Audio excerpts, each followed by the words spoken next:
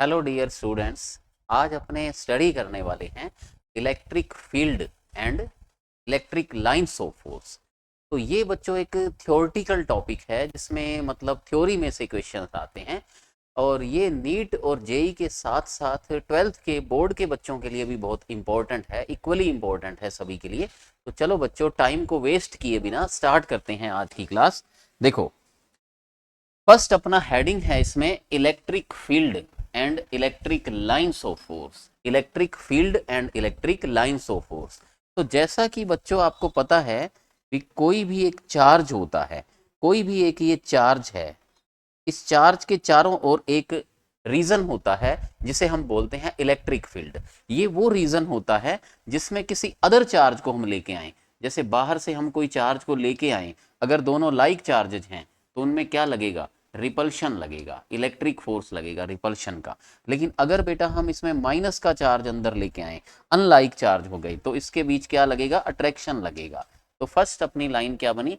The region around a charge particle, the reason around a charged particle in which if another charge is placed it experiences a force called electric field। ठीक है बेटा, किसी charge के चारों ओर का एक reason होता है जिसमें किसी अदर चार्ज को हम लेके आए तो उसके ऊपर फोर्स लगता है, इसे हम बोलते हैं इलेक्ट्रिक फील्ड।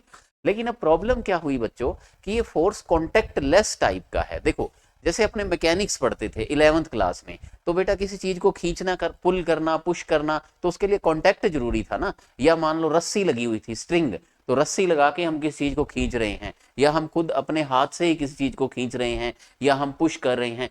तो इस केस में क्या होता था? फोर्स कांटेक्ट कांटेक्ट वाले फोर्स होते थे।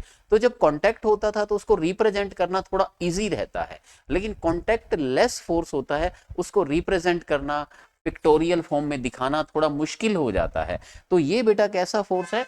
कॉन्टैक्ट लेस फोर्स है। तो हम कैसे दिखाएंगे कि ये प्लस और प्लस में रिपल्शन क्यों लगा, या इलेक्ट्रिक फील्ड है उसकी स्ट्रेंथ क्या है, या ये फोर्स का रीजन क्या है? ऐसा क्या रीजन है कि प्लस प्लस में रिपल्शन हो रहा है जबकि प्लस और माइनस में अट्रैक्शन हो रहा है? तो इन सारे रीजन को एक्सप्लेन करने के लिए फैराडे साइंटिस्ट थे, इन्होंने कुछ इमेजिन किया। इन्होंने बेटा लाइंस ऑफ फोर्स, यानी आप ऐसे समझ लो कि जैसे मैकेनिक्स में फोर्स लगाने के लिए स्ट्रिंग की जरूरत थी, रस्सी लगा के खींचते थे फोर्स, तो फोर्स की कुछ लाइंस होती हैं या स्ट्रिंग्स होती हैं। उन स्ट्रिंग को यहाँ, क्योंकि वो एक्चुअल में कोई स्ट्रिंग नहीं है, कॉन्टेक्टलेस फोर्स है, तो बेटा एक इमेजिनरी होती हैं। यानी कि ये कैसी लाइंस होती हैं? इमेजिनरी लाइंस होती हैं। These are imaginary lines. इसके बारे में सबसे पहले किसने बताया था? फैराडे साइंटिस्ट ने बताया था। ये इमेजिनरी है, लेकिन ये फिर किस काम आती हैं? ये इलेक्ट्रिक फील्ड को ग्राफिकली या डायग्रामेटिकली रिप्रेजेंट करने के काम आती हैं। तो बेटा इलेक्ट्रिक फील्ड किस कैसे बनता है, किस तरह से, क्या रीजन है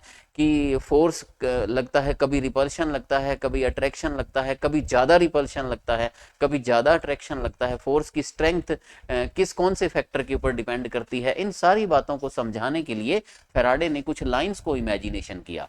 This electric field is represented by the lines of force. This electric field is represented by the lines of force which were proposed by Faraday. These are imaginary lines used to represent the electric field graphically और diagrammatically वे। Shortcut में बेटा इतनी बात कहो कि क्या, कि ये कॉन्टेक्ट लेस फोर्स है, जो हमें कॉन्टेक्ट नहीं दिखता है, तो लेकिन हम कॉन्टेक्ट लेस फोर्स को रिप्रेजेंट कैसे करेंगे? तो उसके लिए हम कुछ लाइंस को सबसे पहले फैराडे ने बताया था, जिनकी अपने स्टडी करेंगे। तो इस बेस के ऊपर हम इलेक्ट्रिक फील्ड को डायग्रामेटिकली रिप्रेजेंट कर सकते हैं या ग्राफिकली रिप्रेजेंट कर सकते हैं। नोट कर लो इसको अच्छे से। सेकंड बात बच्चों क्या आती है कि डेफिनेशन क्या होती है? अब ये लाइन होती क्या है? इस लाइन की definition of ELF. ELF mean electric line of force. Electric field को मैं शॉर्ट में लिखूंगा ईएफ, और इलेक्ट्रिक फील्ड लाइन को मैं क्या लिखूंगा? ELF, electric field line. तो ये इलेक्ट्रिक फील्ड हो गया रीजन, और इसमें जो इसको रिप्रेजेंट करने के लिए जिन लाइंस की हेल्प ली जाती है उन्हें बोलते हैं इलेक्ट्रिक फील्ड लाइन। तो सबसे पहले फैराडे ने इसके बारे में बेटा ये बताया, देखो ध्यान से देखो, कि ये आपके पास एक रीजन है किसी चार्ज के चारों ओर का, ये पॉजिटिव चार्ज है, ये नेगेटिव चार्ज है। तो सबसे फर्स्ट क्वेश्चन तो ये आया कि हमको कैसे पता लगेगा कि ये पॉजिटिव चार्ज है या नेगेटिव चार्ज है, दिखता तो है नहीं, या उसके ऊपर कोई प्रिंट थोड़ी है प्लस माइनस, तो हमको इस चीज का पता कैसे चलेगा? इसका पता लगाने के लिए कि चार्ज कौन सा है, कौन सा चार्ज प्लस है, कौन सा माइनस है, इसका पता लगाने के लिए बेटा टेस्टिंग करनी पड़ेगी। और टेस्टिंग करनी पड़ेगी तो इसके लिए जो चार्ज लेना पड़ेगा उसे हम क्या बोलते हैं? टेस्ट चार्ज बोलते हैं। टेस्ट चार्ज क्या होता है?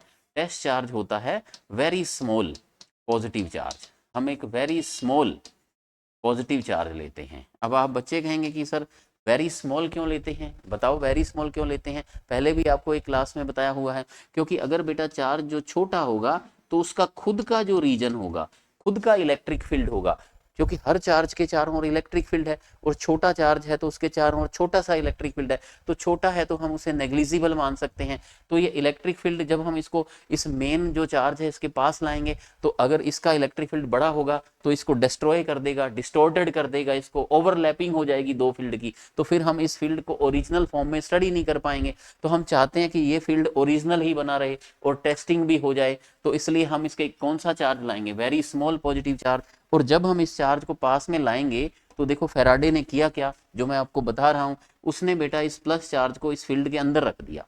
जैसे ही अंदर रखा, इस प्लस के ऊपर क्या लगा? रिपल्शन लगा बाहर की ओर। यहां रख के देखा इस प्लस चार्ज को, फिर इसके ऊपर क्या लगा? रिपल्शन लगा। यहां रख के देखा, फिर इसके ऊपर रिपल्शन लगा। लेकिन जब माइनस चार्ज के पास रखा इस स्मॉल पॉजिटिव को, तो उसको क्या लगा बेटा? अट्रैक्शन लगेगा। यहां रखेंगे तो यहां भी अंदर की ओर अट्रैक्शन, यहां रखा तो यहां भी अंदर की ओर अट्रैक्शन। आपको पता है कि पॉजिटिव चार्ज तो नेगेटिव से अट्रैक्ट होगा। तो इससे क्या पता चला बताओ कि प्लस के पास जो टेस्ट चार्ज को रखते हैं तो किधर की ओर टेस्ट चार्ज मूव करता है? आउटसाइड, अवे, क्योंकि वो पॉजिटिव है तो पॉजिटिव से अवे ही जाएगा बच्चों, कॉमन सेंस की बात है। लेकिन यहाँ किधर जाता है? अंदर की ओर। और इस टेस्ट चार्ज की डायरेक्शन को माना गया इलेक्ट्रिक फील्ड की डायरेक्शन। तो सुनो ध्यान से, इलेक्ट्रिक फील्ड की डायरेक्शन वो होती है, या इलेक्ट्रिक लाइन ऑफ फोर्स की वो डायरेक्शन होती है जिस डायरेक्शन में बेटा टेस्ट चार्ज के ऊपर फोर्स लगता है। अगर टेस्ट चार्ज बाहर की ओर जाता है तो हम मानते हैं कि इसका फील्ड किधर है? बाहर की ओर है। ठीक है, ऐसे लिखा जाता है कि टेस्ट चार्ज जिस पाथ के ऊपर चलता है उस डॉट पाथ को मिलाने वाली लाइन क्या कहलाती है?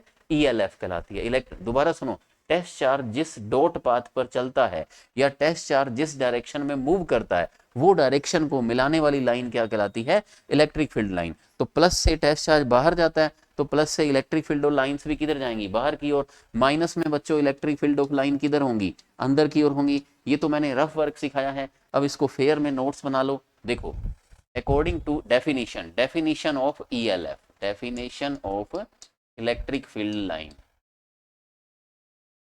according to Faraday, if a small positive charge is placed, according to Faraday, if a small positive charge placed, जो मैंने आपको भी समझाया था, देखो इसको ऐसे लिखना है, small positive charge is placed in an electric field, then it moves in the direction of force। तो अगर हम बेटा पॉजिटिव चार्ज को रखेंगे तो फोर्स जिधर लगेगा उस तरफ वो मूव करेगा। एंड द पॉइंट पाथ या dot path of small positive charge in an electric field is called line of force. तो इस स्मॉल पॉजिटिव चार्ज का जो डॉट पाथ होता है वो इलेक्ट्रिक लाइंस ऑफ फोर्स कहलाता है। ठीक है, तो अब अगर बेटा स्मॉल पॉजिटिव चार्ज बाहर की ओर जाता है तो इलेक्ट्रिक लाइंस भी किधर होती हैं? बाहर की ओर, अवे। तो ये आउटवर्ड हैं, ये इलेक्ट्रिक लाइंस कैसी हैं? आउटवर्ड हैं या अवे फ्रॉम चार्ज हैं। ये कैसी हैं बेटा? इनवर्ड हैं, क्योंकि स्मॉल पॉजिटिव चार्ज किधर जाएगा? यहाँ पे इनवर्ड आएगा, अंदर की ओर आएगा। तो these lines go outward around a positive charge, positive charge के कारण आउटवर्ड होती हैं, और go inward from a around a negative charge. तो बच्चों नेगेटिव के कारण ये इनवर्ड होती हैं। For a single charge they terminate at infinite, for a single charge they terminate at infinite, terminate at infinite और do not terminate, don't terminate. देखो बेटा टर्मिनेट का क्या मतलब है कि ये कहां तक जाएंगी आगे? ये बच्चों इनफाइनाइट तक जाएंगी, क्योंकि अब तो आपको इलेक्ट्रिक फील्ड का फॉर्मूला भी पता है, AQ/R², और R is equal to infinite के ऊपर इलेक्ट्रिक फील्ड कितना हो जाएगा? 0 हो जाएगा, लाइन खत्म हो जाएगी। तो बच्चों ये लाइन जो जा रही है कहां तक जाएंगी, या ये आ रही हैं कहां से आई हैं? इनफाइनाइट से चल के आई हैं। इनफाइनाइट पे जाके इनकी एग्जिस्टेंस खत्म हो जाती है, तो ये इनफाइनाइट पे जाके टर्मिनेट होती हैं। For a single charge they terminate at infinite, ये नोट करना है बेटा, टर्मिनेट एट इनफाइनाइट, ठीक है, थोड़ी सी टाइपिंग मिस्टेक है, टर्मिनेट एट इनफाइनाइट और do not terminate, don't terminate. बेटा जो इनफाइनाइट पे टर्मिनेट होगा इसका मतलब ऐसे भी कह देते हैं कि टर्मिनेट नहीं होगा, तो अगर ये ऑप्शन हो ना टर्मिनेट नहीं होता है तो वो भी ठीक है, ठीक है। और अगर वो ज्यादा सही है कि टर्मिनेट नहीं होता है, ये ठीक है, टिक कर देना।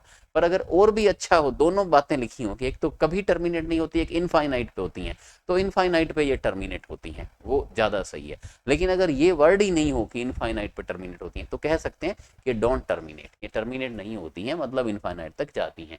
नोट कर लो बेटा इसको।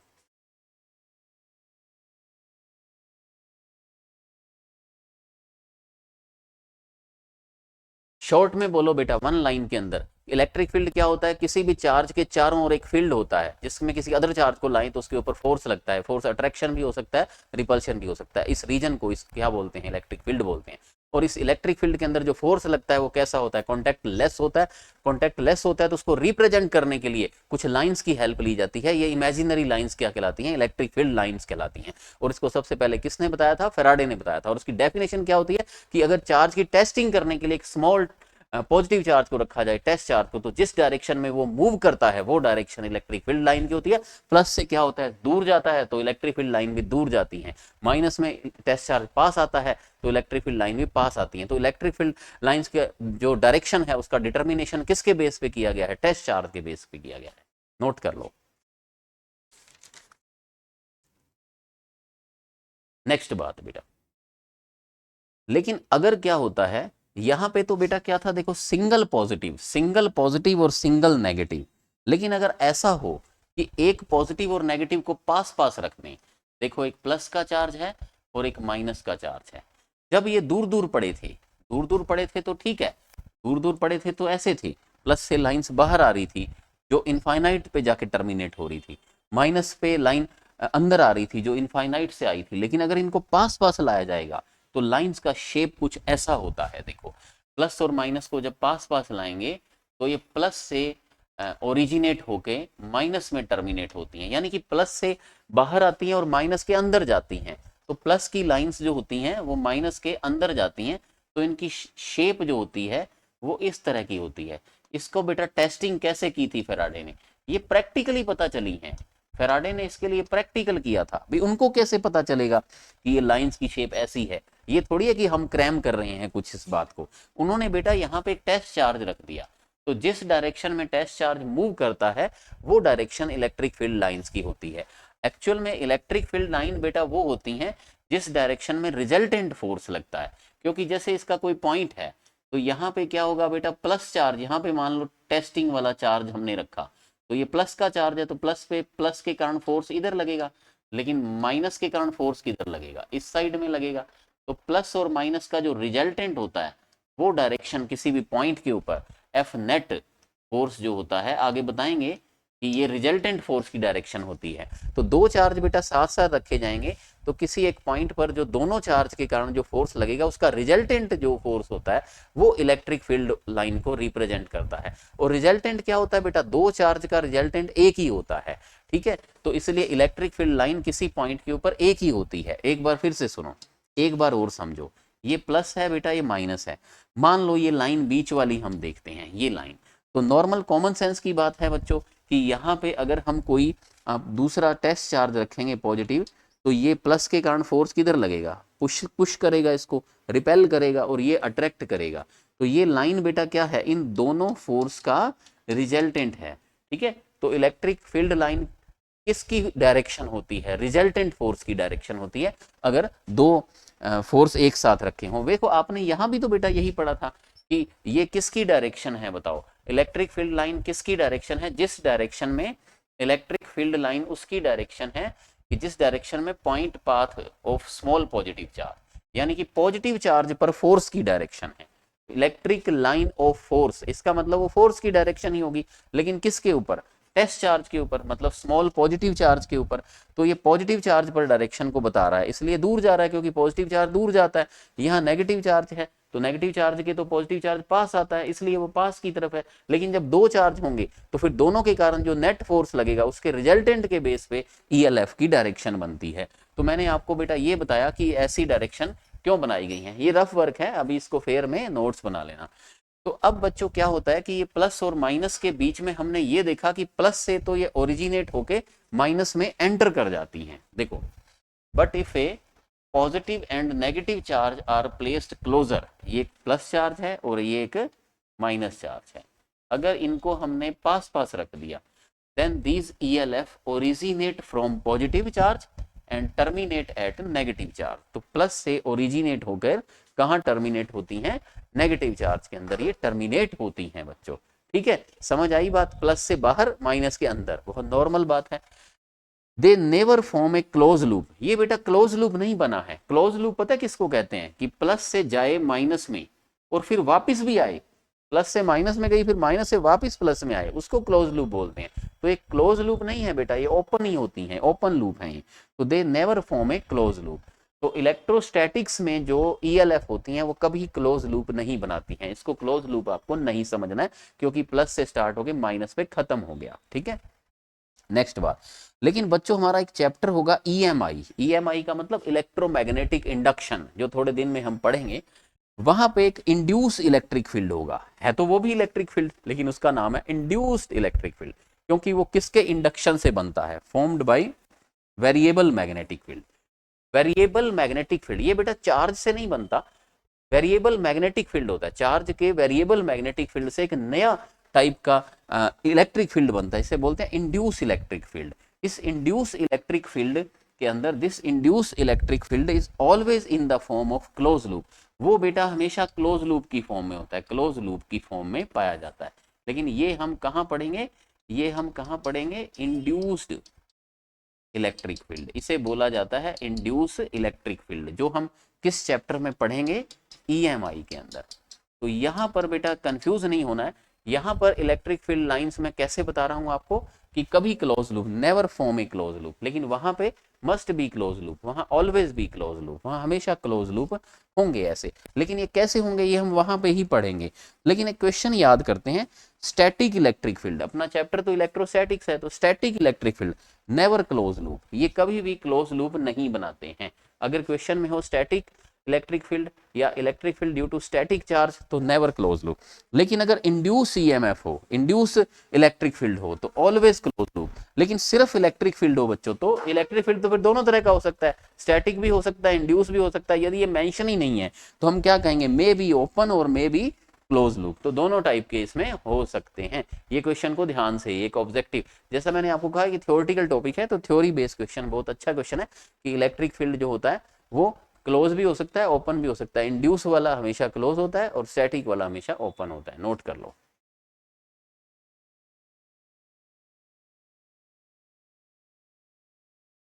अब बेटा क्या है, ये तो प्लस और माइनस था। अब मैं आपको बताता हूं कि अगर हम दो प्लस के चार्ज रखें, अगर हम बेटा दो पॉजिटिव चार्ज रखें पास पास, मान लो हमने ऐसे किया कि एक प्लस चार्ज और एक प्लस चार्ज, तो प्लस चार्ज से तो बेटा लाइन बाहर निकलती है, तो ये लाइन से एक दूसरे को ऐसे रिपेल करने लगती हैं, यूं रिपेल करती हैं प्लस, और इनके बीच में लाइंस एब्सेंट हो जाती हैं, तो यहाँ पे एक नल पॉइंट बनता है।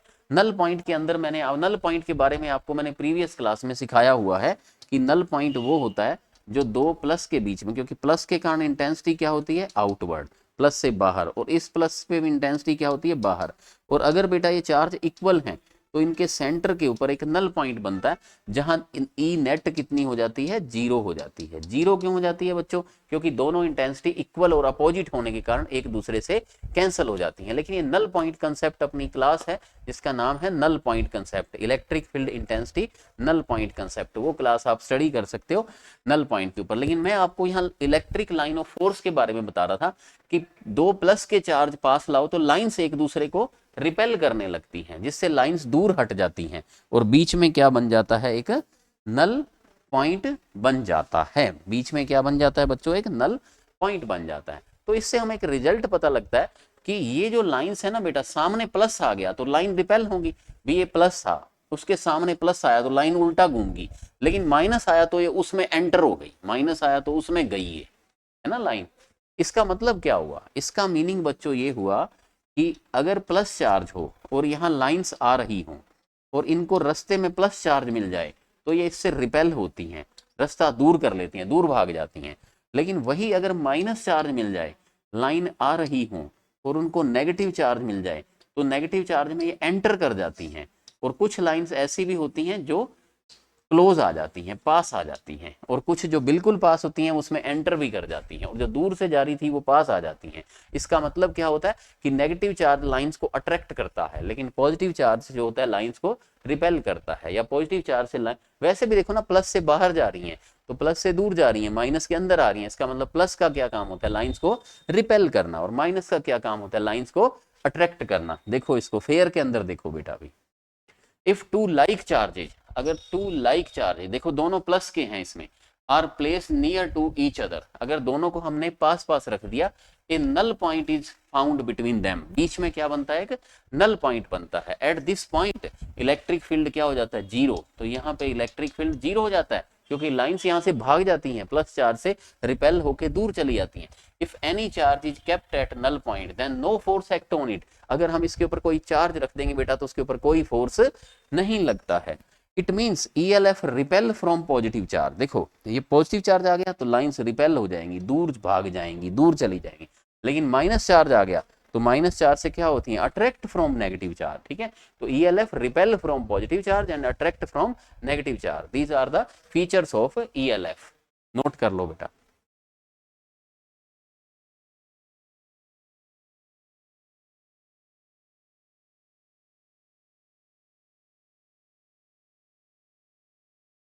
नेक्स्ट बात देखो बेटा, these lines of force, these lines of force tries to shrink in the direction of their length just like a rubber string, it causes the attraction between opposite charges, but these lines of force repel to each other in perpendicular direction of their length, it causes the repulsion between the like charges।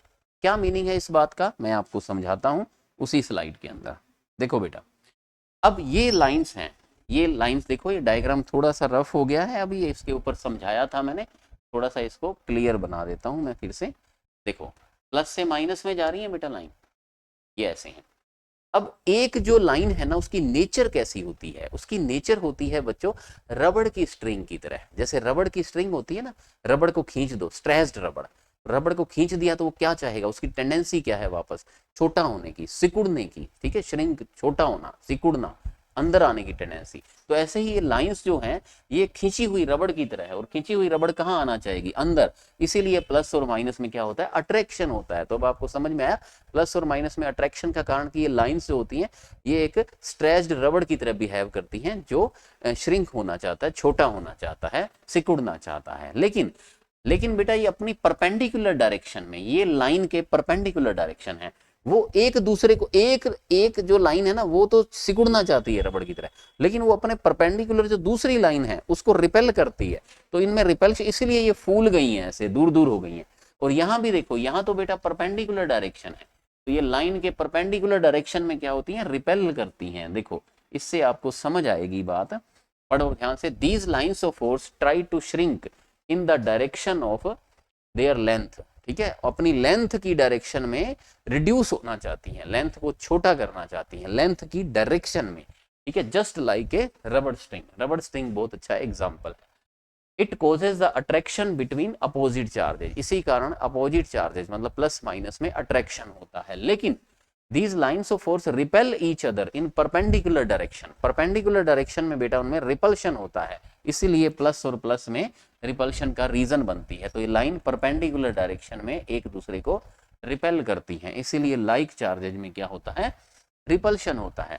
Next बात, 8th number, tangent at any point of ELF represent the direction of electric field at that point. ये तो बेटा है ही सही कि कोई एक line जा रही है, कोई भी एक इलेक्ट्रिक फील्ड लाइन है, तो मैंने आपको बताया था, तो उसके ऊपर जो टेंजेंट बनाए, ठीक है, टेंजेंट अगर अपने बनाए, जैसे ये लाइन मुड़ गई है तो टेंजेंट भी मुड़ जाएगी, तो ये किसकी डायरेक्शन को बताती हैं, रिजल्टेंट फोर्स की डायरेक्शन को, ठीक है, या रिजल्टेंट इलेक्ट्रिक फील्ड की डायरेक्शन को बताती हैं। तो ये इलेक्ट्रिक फील्ड की डायरेक्शन है या फोर्स की डायरेक्शन है टेस्ट चार्ज के ऊपर, लेकिन ये रिजल्टेंट फोर्स है, रिजल्टेंट लाइन बनती है, नोट कर लो इसको। तो इसकी टेंजेंट किसको बताती है, represent the direction of electric field at that point। Next बात, two ELF can never intersect, दो ELF बेटा कभी एक दूसरे को काट नहीं सकती हैं, ठीक है, ये मैंने बनाया कि अगर इन्होंने काट दिया तो होगा क्या।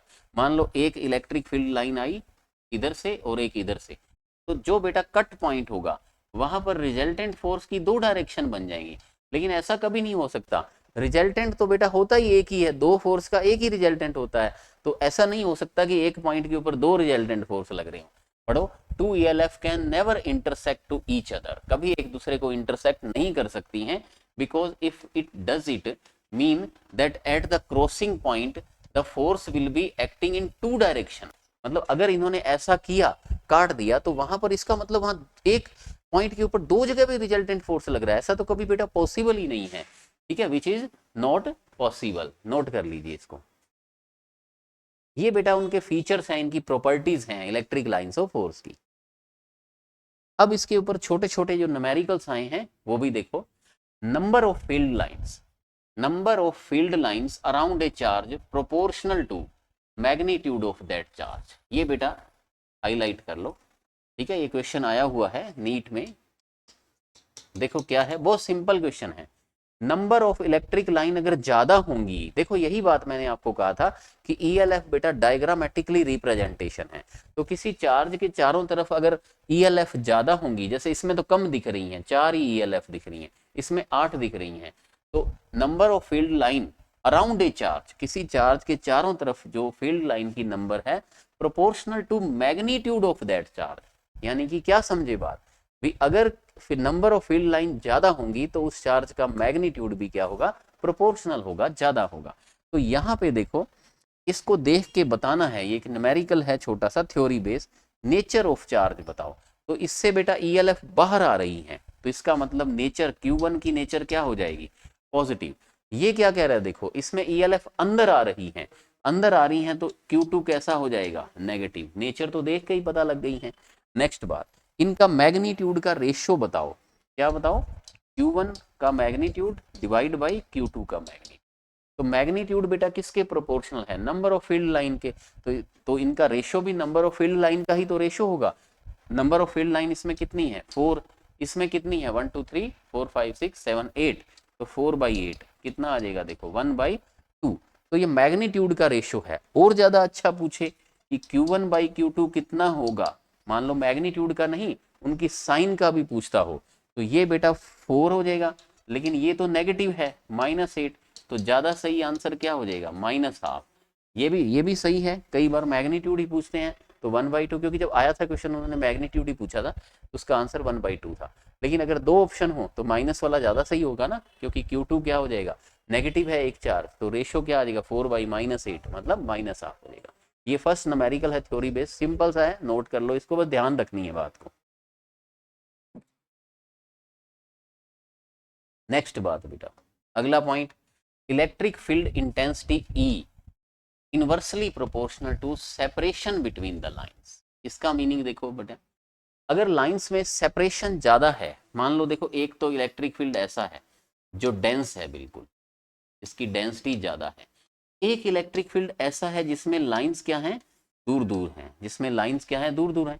तो जिसमें बेटा लाइंस क्लोज होंगी वो इलेक्ट्रिक फील्ड की पावर भी ज्यादा होगी। आप ऐसे समझो कि रस्सियां ज्यादा होंगी तो उनमें पावर ज्यादा होगी।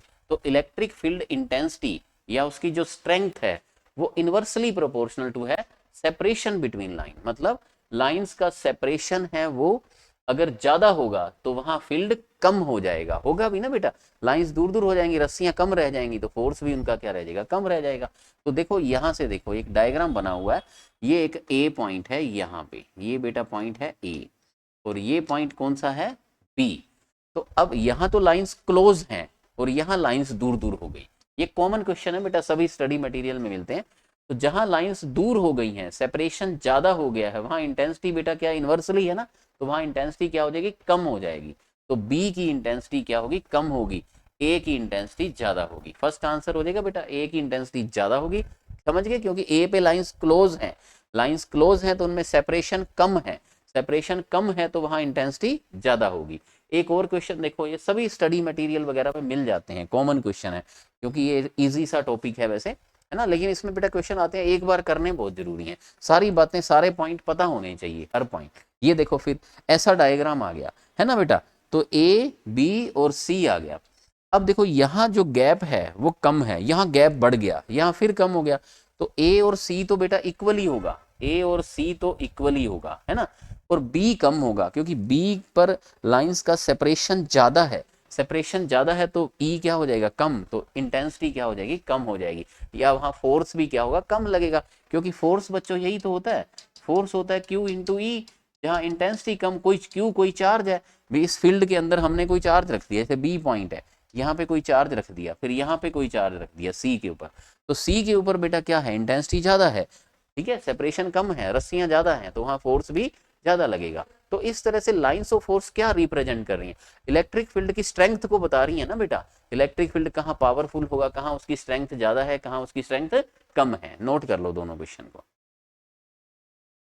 इसी पॉइंट के ऊपर नेक्स्ट स्लाइड भी है अपनी, देखो फिर से एक क्वेश्चन, ये भी कॉमन क्वेश्चन है कि ए पॉइंट पर इलेक्ट्रिक फील्ड 10 न्यूटन पर कुलाम है, ये बेटा गैप जो है ना, ये गैप इसके हाफ हो गए हैं, तो ए पर इलेक्ट्रिक फील्ड 10 है, तो पहले तो बताओ बी पे ज्यादा होगा ना, रस्सियां ज्यादा हो रही हैं, तो बी पे क्या होगा, इलेक्ट्रिक फील्ड ज्यादा होगा, ठीक है। और ये होता क्या है, ये मान लो इनका सेपरेशन एक्स है, मान लो मैं सेपरेशन को एक्स से डिनोट करूं, तो बच्चों E inversely proportional to X हो गया, तो हमें चाहिए क्या, ई बी, तो ई बी अपॉन ई ए, ये क्या हो जाएगा बताओ, एक्स ए अपॉन एक्स बी, या ई बी अपॉन ई ए पर इलेक्ट्रिक फील्ड तो आपको गिवन है 10, और एक्स ए ये मान लो सेपरेशन जो है ये एक्स है, और बी पे बेटा क्या है, सेपरेशन एक्स बाई 2 है, ठीक है, ये और ज्यादा अच्छे से अगर इसको डायग्राम बनाओ तो गिवन होता है एक्स बाई 2, ठीक है,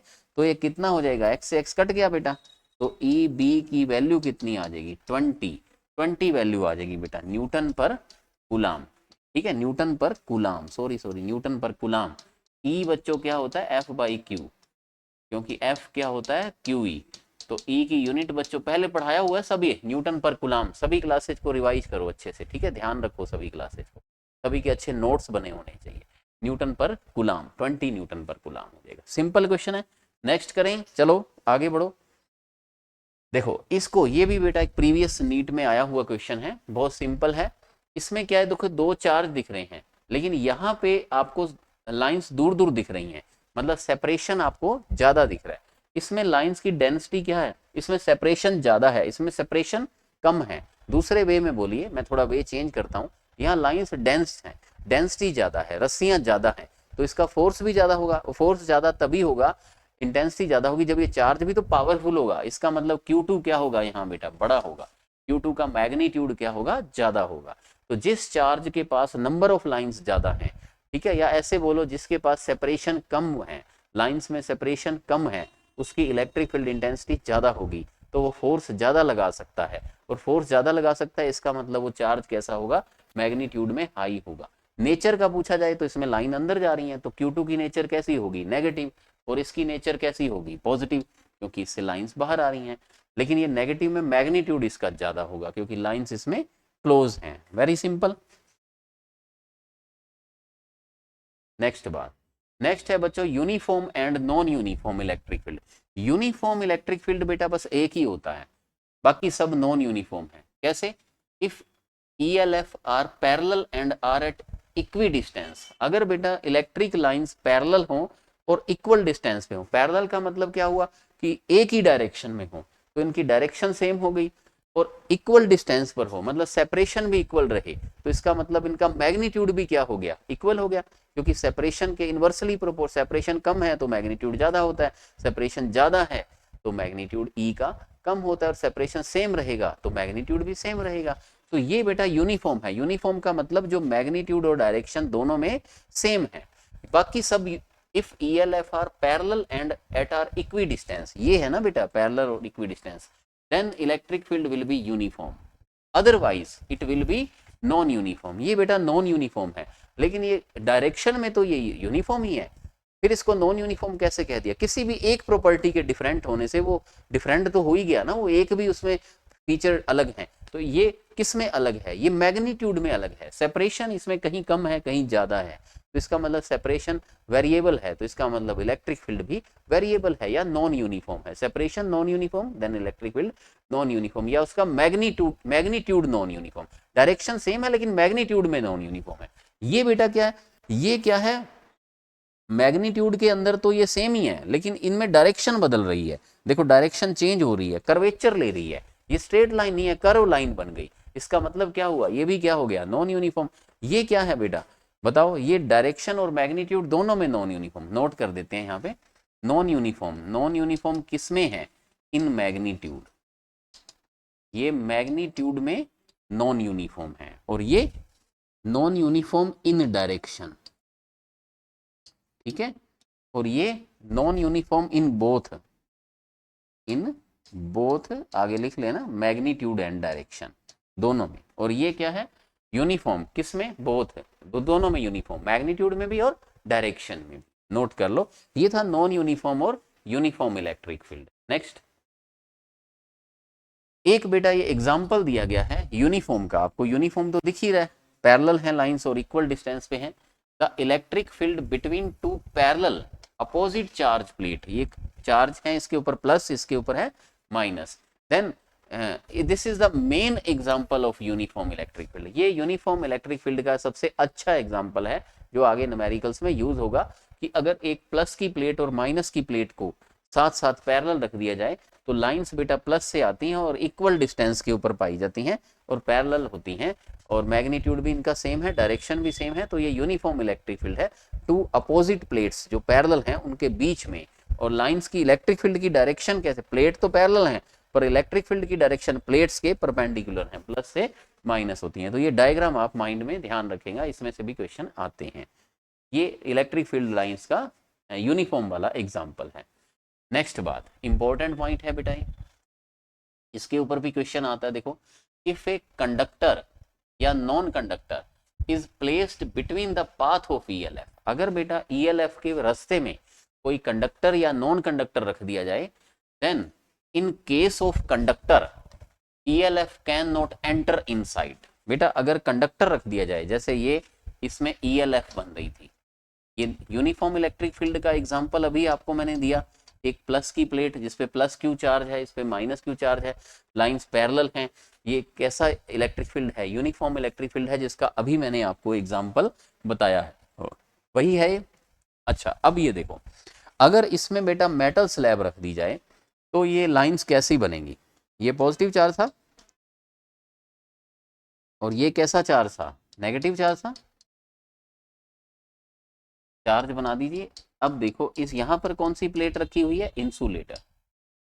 अब होता क्या है, देखो होता ये है कि प्लस से लाइन आती है लेकिन बेटा वो मेटल के अंदर नहीं जाती हैं। क्या बोला मैंने, लाइंस आती हैं लेकिन वो मेटल को क्रॉस नहीं कर पाती हैं। मेटल के अंदर इलेक्ट्रिक फील्ड क्या रहता है, जीरो रहता है। रीजन अभी एक्सप्लेन करते हैं, लेकिन पहले याद रखो कि मेटल बीच में रख दी तो मेटल को ईएलएफ क्रॉस नहीं कर पाती हैं, उसके बाहर सरफेस पे रहती हैं पर अंदर नहीं जाती हैं। अब आ गया इंसुलेटर, इसमें क्या होता है बेटा, कुछ लाइन तो इसको क्रॉस नहीं करती हैं लेकिन एक आधी लाइन कुछ क्रॉस कर भी जाती हैं, कुछ क्रॉस नहीं भी करती हैं लेकिन कुछ लाइन क्रॉस कर भी जाती हैं, एक दो लाइन इसमें क्रॉस भी करवाइए, ठीक है। इसके अंदर इलेक्ट्रिक फील्ड जीरो तो नहीं होता लेकिन कम हो जाता है, क्योंकि लाइंस की डेंसिटी कम हो गई, सेपरेशन ज्यादा हो गया अंदर, तो इलेक्ट्रिक फील्ड इसमें कम होता है। अब इसका रीजन एक्सप्लेन करते हैं, डायग्राम बना लीजिए और शॉर्ट में याद भी कर लीजिए कि कंडक्टर में तो इलेक्ट्रिक फील्ड जीरो होता है तो लाइंस भी जीरो, इसमें इलेक्ट्रिक फील्ड कम हो गया इलेक्ट्रिक फील्ड में रखने पर, इसलिए लाइंस भी कम हो गई।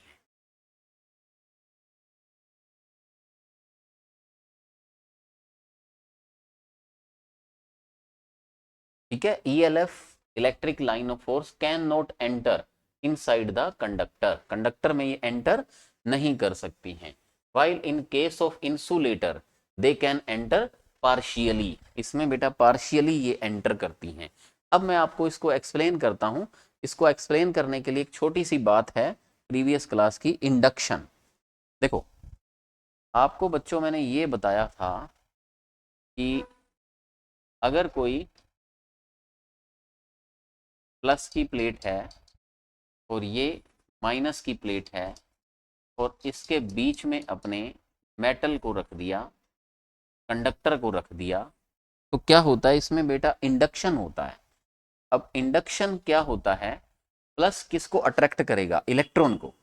तो ये प्लस क्यू चार्ज है, ये माइनस क्यू चार्ज है, प्लस बेटा किसको अट्रैक्ट करेगा, इलेक्ट्रॉन्स को अट्रैक्ट करेगा।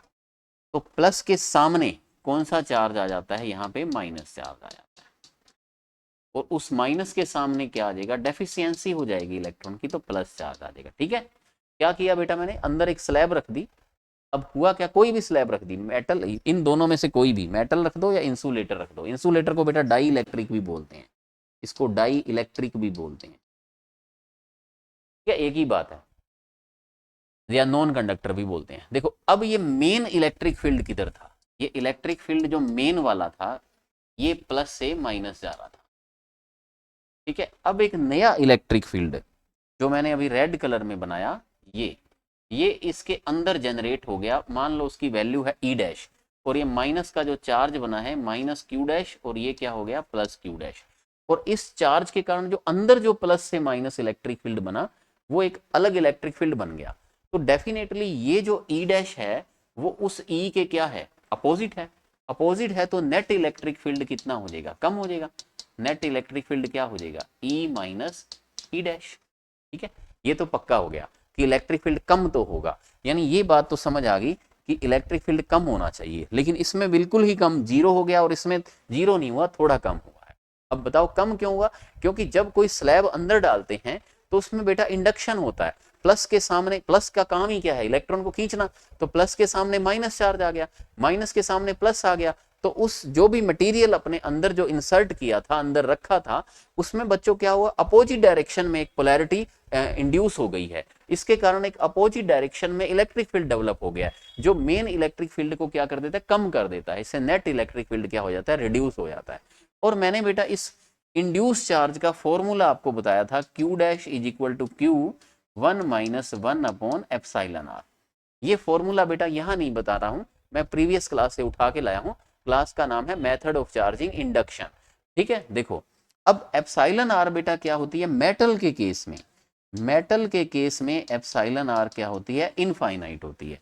तो 1 बाई इनफाइनाइट कितना हो जाएगा, 0, तो Q dash equal to Q हो जाएगा, तो इसका मतलब E dash equal to E हो जाएगा। क्या समझे बेटा, ई डैश भी ई हो गया, तो ई माइनस ई कितना आ जाएगा, 0, इसलिए ई नेट क्या आ जाएगा, 0 आ जाएगा। इसीलिए बेटा कंडक्टर के अंदर इलेक्ट्रिक फील्ड 0 हो गया। अब 0 क्यों हो गया बताओ, क्योंकि दोनों इलेक्ट्रिक फील्ड, मेन वाला और इंड्यूस वाला, इन्होंने एक दूसरे को खत्म कर दिया। यानी वहां पे 0 इसलिए था क्योंकि वहां पे दो ईएलएफ थी, एक मेन ई वाली और एक इंड्यूस ई डैश, वो भी ई के इक्वल है, तो दोनों ईएलएफ अपोजिट डायरेक्शन में थी, इसलिए नेट, क्योंकि आपको मैंने बताया था ईएलएफ बेटा रिजल्टेंट जो फोर्स की डायरेक्शन को बताती हैं, तो नेट फोर्स तो 0 हो गया ना, नेट इंटेंसिटी 0, नेट फोर्स 0 हो गया, तो नेट ईएलएफ एक भी नहीं बनाई हमने वहां पे, तो दोनों ईएलएफ ने एक दूसरे को कैंसिल कर दिया, इसलिए वहां पे ईएलएफ नहीं होती। ये बच्चों कारण है इसका। लेकिन केस ऑफ इंसुलेटर, आपको ये भी बताया था कि इंसुलेटर में जनरल जो केस है, इंसुलेटर में बेटा Q dash less than Q होता है। ठीक है, तो ई डैश क्या होगा, लेस देन ई होगा, तो ई डैश क्या होगा, लेस देन ई, तो थोड़ा बहुत तो बचेगा ना, ई में ई डैश को माइनस करेंगे तो कुछ तो बचेगा, इसलिए कुछ ईएलएफ तो इसमें प्रेजेंट रहेंगी। ये बेटा थी इसकी एक्सप्लेनेशन, ये थी इसकी एक्सप्लेनेशन जो बात लिखी हुई है, नोट कर लो इसको। अब आपने सीखा कि कंडक्टर के अंदर इलेक्ट्रिक फील्ड 0 होता है, लेकिन यहाँ पार्शियली होता है। लेकिन एक बात बेटा और सीखनी है, ये ईएलएफ तो आपने 90 डिग्री पे बनाई है हमेशा, लेकिन यहाँ 90 डिग्री हो भी सकता है और नहीं भी हो सकता। कैसे, इसको सीखने के लिए अपने नेक्स्ट स्लाइड में चलते हैं। देखिए नेक्स्ट स्लाइड ये है बच्चों, ELF can not enter inside a conductor. ये तो हमने स्टडी कर ही लिया अभी कि ELF कंडक्टर के अंदर एंटर नहीं करती है, बिल्कुल कंडक्टर के अंदर इलेक्ट्रिक फील्ड 0 होता है, but they can present on the surface of conductor. लेकिन कंडक्टर की सरफेस पर तो बेटा होती हैं, बिल्कुल होती है ना, सरफेस के ऊपर तो प्रेजेंट होती हैं, लेकिन अंदर नहीं होती हैं। ठीक है, ये लाइन तो हो गई। बट ऑन द सरफेस, ये देखो, on the surface of conductor electric lines और ELF are always perpendicular to the surface। लेकिन ये सरफेस पर हमेशा परपेंडिकुलर होती हैं। देखो तो ये लाइंस आती हैं ना बेटा, उसमें तो प्रॉब्लम नहीं थी, तो क्योंकि उसमें तो एक स्लैब थी, तो स्लैब के तो ये बेटा हमेशा 90 पे ही रही थी। लेकिन अभी स्फीयर आ गया, स्फीयर आने से क्या हो गया, ये लाइंस ऐसे नहीं आएंगी बेटा। देखो जैसे स्फीयर रखा है और लाइन आप सोच रहे हो कि ये लाइन बना दोगे, ये काम नहीं चलेगा बेटा। कैसे, इसमें आपने अंदर तो जीरो कर दिया, आपने मान लिया कि कंडक्टर के अंदर लाइन नहीं गई, और इंसुलेटर है तो उसमें पार्शियली गई, ठीक है। लेकिन इसके एंगल को भी ध्यान में रखना है, ये एंगल बच्चों हमेशा इसके साथ 90 डिग्री बनाना है, इसके साथ 90 डिग्री परपेंडिकुलर नॉर्मल बनाना है। क्यों बनाना है वो भी बता देते हैं, ये नॉर्मल क्यों बनाना है वो भी बता देते हैं। इसके साथ, कंडक्टर के साथ, केस ऑफ कंडक्टिंग स्फीयर। लेकिन इसमें कोई कंडीशन नहीं है, इसमें आप चाहो तो 90 बना दो, चाहो तो मत बनाओ, ऐसा कोई इसमें बाउंडेशन नहीं है। ई इसमें तो ई जीरो है अंदर, इसमें ई नॉट जीरो है, इसमें ई कम हो जाता है लेकिन जीरो नहीं होता। केस ऑफ इंसुलेटिंग या डाई इलेक्ट्रिक स्फीयर, इसको डाई इलेक्ट्रिक भी नोट कर लेना। अब इसका रीजन क्या हुआ, देखो नोट कर लो बेटा, इसका रीजन अभी बताता हूं। देखो क्योंकि जो कंडक्टर होते हैं ना बेटा, उनमें इलेक्ट्रॉन फ्री होते हैं, इलेक्ट्रॉन फ्री होते हैं, तो ऐसे नहीं होगा एक जगह पे डेंसिटी ज्यादा हो जाएगी, एक जगह पे डेंसिटी कम हो जाएगी, इक्वल डेंसिटी रहेगी। जैसे हम स्फेयर है, तो स्फेयर देखो गोला है स्फेयर, उसकी एक छोटा सा ऊपर एक पार्ट लो, एक छोटा सा पार्ट लो, तो आपको प्लेट काट लो उसका छोटा सा पार्ट, समझ गए। जैसे एक गोला है, इसका इतना सा पार्ट यहाँ पे कट कर लो, ठीक है। तो ये प्लेन कट गया, यहाँ से काट के हमने इसको बाहर निकाल लिया। गोला मतलब कुछ भी ले लो, एक मेटल वायर ले लो, चलो ठीक है, प्रीवियस क्लास अपनी वायर की थी, वायर से ले लो। ये वायर है बेटा, तो इसके सामने एक पॉइंट है P, तो इस पे क्या होगा, कुछ प्लस चार्ज ऊपर भी होगा, कुछ प्लस चार्ज नीचे। ऐसा नहीं होगा बेटा, वायर का डिस्ट्रीब्यूशन इसमें क्या होगा, इसमें चार्ज का जो डिस्ट्रीब्यूशन होगा वो सिमेट्रिकल होगा, पूरे पार्ट में सिमिलरली चार्ज डिस्ट्रीब्यूट हो जाता है, क्योंकि चार्ज चलने के लिए फ्री होता है, तो एक जगह इकट्ठा होगा नहीं, एक जगह इकट्ठा होगा चार्ज तो वहां रिपल्शन बढ़ जाएगा। मान लो किसी जगह पे चार्ज इकट्ठा हो गया, भीड़ लग गई, तो उनमें रिपल्शन ज्यादा हो जाएगा, वो दूर दूर हो जाएंगे, तो वो इक्वली डिस्ट्रीब्यूट हो जाता है, किसमें, कंडक्टर में, ठीक है। अब क्या होगा, जब ये चार्ज इक्वली डिस्ट्रीब्यूशन होगा, तो हम यहाँ पे बेटा कोई एक एलिमेंट लें, तो इस एलिमेंट के कारण जो DE और DE बनेंगे, आपको मैंने कराया था ये वाली बात, तो इसके बेटा कौन से कंपोनेंट ऐड हो जाते हैं, DE cos थीटा, ये अपना प्रीवियस क्लास में था। तो DE के कौन से कंपोनेंट कैंसिल हो जाते हैं, DE sin थीटा। तो बेटा कौन से कंपोनेंट कैंसिल हो जाते हैं बताओ, जो इस वायर के पैरेलल कंपोनेंट थे, और कौन से ऐड हो जाते हैं, परपेंडिकुलर। इसका मतलब इंटेंसिटी की जो डायरेक्शन होगी वो कौन सी डायरेक्शन में रहेगी, इस वायर के, कंडक्टिंग वायर के या प्लेट के, कुछ भी हो, सबके अंदर इलेक्ट्रिक फील्ड इंटेंसिटी क्या रहेगी, उस मेटल सरफेस के परपेंडिकुलर रहेगी। तो यहाँ भी यही काम चल रहा है, स्फीयर है या कुछ भी है, उसमें मेटल सरफेस के परपेंडिकुलर रहेगी। क्योंकि बेटा चार्ज का डिस्ट्रीब्यूशन अगर ऐसा हो, मान लो देखो, अगर अपोजिट करके सोचो, यहाँ पे चार्ज ज्यादा हो गया, मान लो इस साइड में ज्यादा इकट्ठा हो गया, इनमें रिपल्शन बढ़ गया, अब ये मोशन तो कर नहीं पा रहा, क्योंकि ये इंसुलेटर है। अगर इंसुलेटर होता, कंडक्टर है तो मोशन करके नीचे आ जाएगा, इंसुलेटर है तो चार्ज फ्री नहीं है, तो फ्री नहीं है तो चलेगा नहीं, जहां दे दिया वहां टिक गया। अब ये ऊपर वाला कंपोनेंट तो बेटा ज्यादा हो गया, तो इससे इसका DE sin थीटा तो बढ़ गया, ये जो DE इधर है इसका कंपोनेंट ज्यादा हो गया, वो ऊपर वाले कंपोनेंट को कैंसिल कर नहीं पाएगा, तो नेट फील्ड तो नीचे की ओर हो जाएगा। यानी कहने का मतलब पैरेलल डायरेक्शन में भी एक कंपोनेंट आ जाएगा, किसमें, इंसुलेटर में, नोट करो। तो आपने बेटा क्या देखा कि कंडक्टर के अंदर चार्ज यूनिफॉर्म रहता है, तो यूनिफॉर्म रहने के कारण उनको, उनकी जो छोटे छोटे एलिमेंट होते हैं, सबके एलिमेंट के जो कंपोनेंट उस सरफेस के पैरेलल होते हैं वो कैंसिल हो जाते हैं, वो कट जाते हैं, और केवल परपेंडिकुलर वाले ही बच जाते हैं। ये बात अपनी प्रीवियस क्लास में भी ऐसी बात हमने पढ़ी थी, और आने वाली क्लास में फिर पढ़ेंगे, तो हम पढ़ते ही रहेंगे। तो आप याद रखो कि मेटल के ऊपर डायरेक्शन कितने डिग्री पे होती है, राइट एंगल के ऊपर, तो ELF हमेशा 90 पे होती है। ये बेटा देखो, ये जेई में क्वेश्चन आया था, कितना आसान सा question, which ELF is correct for a metal sphere, एक मेटल स्फीयर के लिए कौन सी ELF सही है। तो बेटा देखो वन वाली वैसे तो ठीक है, अंदर नहीं जा रही, लेकिन बेटा इसका एंगल सही नहीं है, इसलिए वन वाली तो रॉन्ग हो गई। सेकंड वाली तो अंदर ही चली गई, ये तो बिल्कुल भी सही नहीं है, ठीक है, मेटल के अंदर तो जा ही नहीं सकती हैं। 3 नंबर वाली सही है क्योंकि इसने 90 डिग्री का एंगल बनाया है 3। अगर बेटा ये इंसुलेटर होता तो कौन सी सही होती, तब आंसर होता ऑल। इंसुलेटर में सब सही है किसी भी एंगल पे, क्योंकि इसमें चार्ज का डिस्ट्रीब्यूशन रैंडमली होता है बेटा, तो कंपोनेंट पैरेलल हो भी सकते हैं और नहीं भी होते हैं, ठीक है, उसमें सब तरह की येलो प्रेजेंट हो सकती है, नोट कर लो।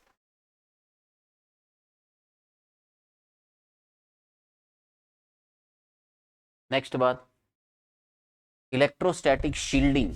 तो क्योंकि हमने बेटा देखा, देखो theoretical point, because ELF can not enter inside a conductor, क्योंकि कंडक्टर के अंदर इलेक्ट्रिक फील्ड लाइन नहीं जाती है और कंडक्टर के अंदर इलेक्ट्रिक फील्ड जीरो होता है always. So conductor is not affected by outer charge. अगर कोई बाहर चार्ज रखा हो तो उसकी लाइंस अंदर नहीं जाएंगी, तो कंडक्टर उससे अफेक्टेड नहीं होता है। Inside the conductor electric field always be zero, conductor के अंदर इलेक्ट्रिक फील्ड हमेशा जीरो होता है। ये सारी बातें हमने, यही बातें हमने पढ़ी हैं। अब बात उठती है शील्डिंग क्या होती है। If any device may be break down by effect of outer electric field और चार्ज। बेटा अगर कोई डिवाइस ब्रेक डाउन मतलब खराब हो सकती है, जैसे मान लो अपने टाटा स्काई का बॉक्स होता है, उसको किस में बंद करते हैं, लोहे का बॉक्स होता है। और कुछ देखो, सीडी प्लेयर होता है, फ्रिज देखो, फ्रिज भी लोहे का बॉक्स होता है। अधिकतर मैक्सिमम जो होते हैं इलेक्ट्रिक डिवाइसेस वो एक मेटल बॉक्स में बंद किए जाते हैं। अब क्यों किए जाते हैं, अगर आउटर चार्ज का इफेक्ट, समझ गए ना बेटा बात, आउटर चार्ज कोई आएगा, कोई आउटर इलेक्ट्रिक फील्ड होगा किसी दूसरी डिवाइस का, तो उसको इफेक्ट नहीं डालेगा। अगर वो उससे खराब हो सकता है तो उसके अंदर उसका इफेक्ट ही नहीं गया, तो वो खराब होगा ही नहीं, ठीक है। If any device may break down by the effect of outer electric field और charge then it is kept inside into a metal box. इस डिवाइस को बेटा मेटल बॉक्स के अंदर रखा जाता है। तो सभी, इसलिए जो इलेक्ट्रिकल डिवाइसेस होती हैं, ये मैंने एक एग्जांपल दिया टाटा स्काई बॉक्स, मतलब आप देखो नेचुरल देखो कि मेटल बॉक्स आता है मैक्सिमम डिवाइस में, ठीक है, तो वो उसको खराब होने से बचाता है, वो उसकी लाइफ ज्यादा बनी रहती है, क्योंकि आउटर इलेक्ट्रिक फील्ड का इफेक्ट नहीं पड़ता है। Outer electric field can not approach inside the metal box, this is called electrostatic shielding.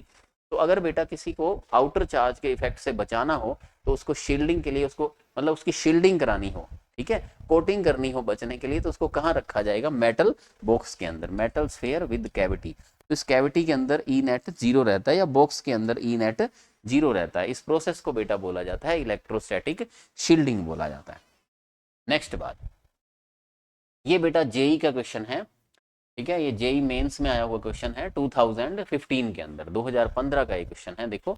तो बहुत एक अच्छा क्वेश्चन है, पर आप देखते ही बता दोगे, क्योंकि अभी आपने सब कुछ सीख लिया है बच्चों, तो आपने सब कुछ सीख लिया ईएलएफ के ऊपर, तो आप देखते ही जेई के क्वेश्चन का तुरंत आंसर बता दोगे। पहले देखो है क्या क्वेश्चन, लॉन्ग, मैं क्वेश्चन समझाता हूँ। Long cylindrical shell carries positive charge density sigma in the upper half. देखो बेटा एक सिलेंडर है, उसके अपर हाफ के अंदर यहाँ पॉजिटिव चार्ज है, ये पॉजिटिव चार्ज बना हुआ है, लेकिन लोअर हाफ में नेगेटिव चार्ज बना हुआ है।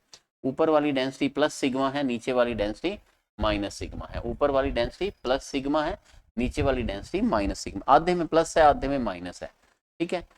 In the lower half minus sigma, the electric field lines around the cylinder will look like figure. देखो बेटा देख के बताओ कैसी लाइंस बनेंगी, ये बनेंगी बेटा सही। ये वाला क्यों सही नहीं है, क्योंकि प्लस से बाहर, आपको बेटा मैंने लिखाया था कि प्लस और माइनस को अगर क्लोज रखा जाए तो प्लस से ओरिजिनेट होके माइनस में टर्मिनेट होती हैं, यानी प्लस से निकलकर माइनस में एंटर करती हैं। यहाँ तो एंटर कर ही नहीं रही, प्लस के पास माइनस है तो एंटर करना चाहिए था ना इनको, इसलिए रॉन्ग हो गया। यहाँ भी यही है, ये तो प्लस से बाहर जा रही हैं, माइनस के अंदर एंटर नहीं कर रही हैं, तो इसका मतलब ये तो रॉन्ग हो गया, अपनी प्रॉपर्टी ये भी रॉन्ग हो गया, 1 नंबर वाला 2 भी रॉन्ग हो गया।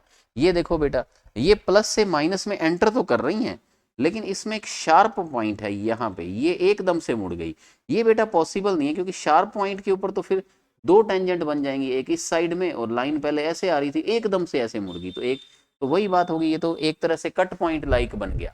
तो ये इनकी जो कर्वेचर होती है ना बेटा, ये ऐसे होती है, धीरे धीरे टर्न लेती है, ताकि एक पॉइंट के ऊपर उनकी एक ही रिजल्टेंट फोर्स की डायरेक्शन बने। तो इसलिए ये वाला पॉइंट बिल्कुल सही है। तो आप लाइंस को देखते ही इसका आंसर बता सकते हो। तो बेटा मैंने जेई के भी सभी क्वेश्चन इसमें कवर कर दिए और 12th वाले बच्चों का बोर्ड का भी मैटर इसमें कवर कर दिया। तो अब इस सीरीज को देखने के बाद आज आप इलेक्ट्रिक फील्ड लाइंस में एक्सपर्ट हो चुके हो। आज का दिन आपका इलेक्ट्रिक फील्ड लाइन के ऊपर एक्सपर्ट बनने का था बच्चों। बस इसके नोट्स बना लीजिएगा, अच्छे से रिवाइज कर लीजिएगा। जल्दी ही मिलते हैं नेक्स्ट क्लास में। ओके बेटा, ऑल द बेस्ट।